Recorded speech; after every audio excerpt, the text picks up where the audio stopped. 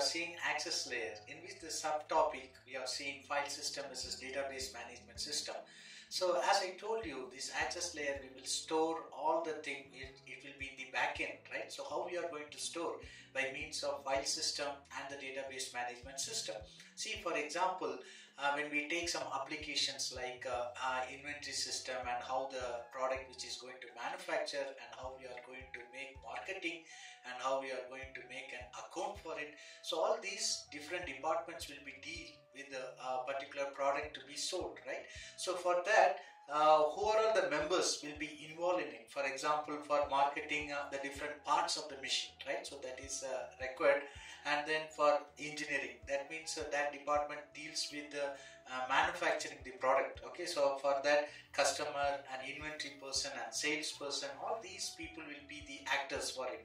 And then when we see about the accounting, right? So finance department. So for that, accounts will be the actor, right? So when we take this particular example, there are different departments and who are the people associated in it. Okay, so for this particular process to be filled, so for that, when we consider the file system and when we see the database management system, what are the differences we can see, right?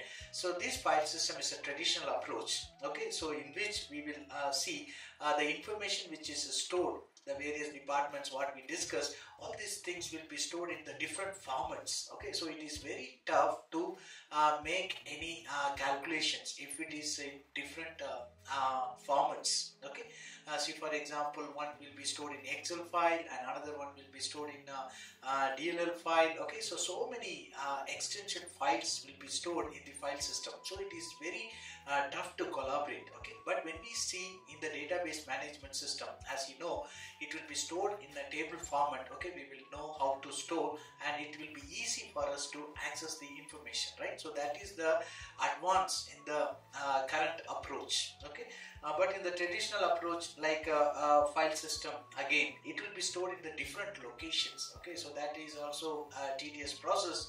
See, for example, when we go for a railway reservation, it will be stored in different locations.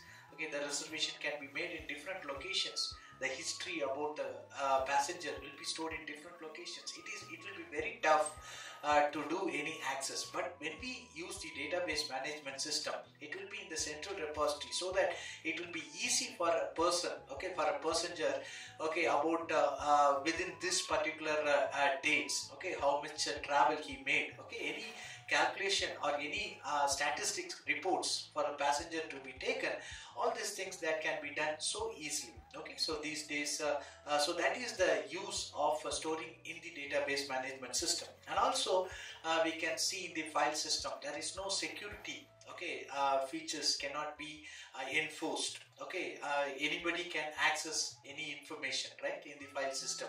But when we go for the database management system, okay, we can provide the access specifiers. Okay, so that we can give username, password to different people who are going to involve in the database, so that we can use it effectively, okay, with the secured, right?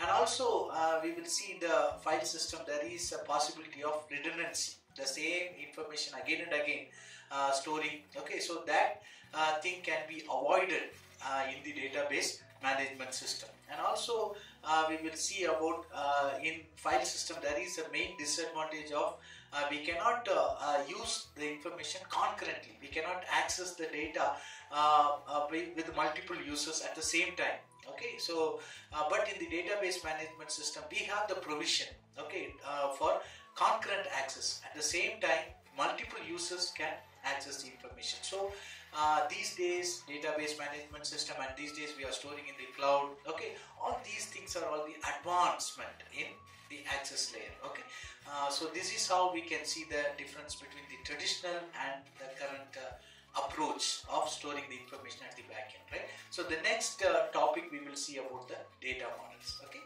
all the best, subscribe.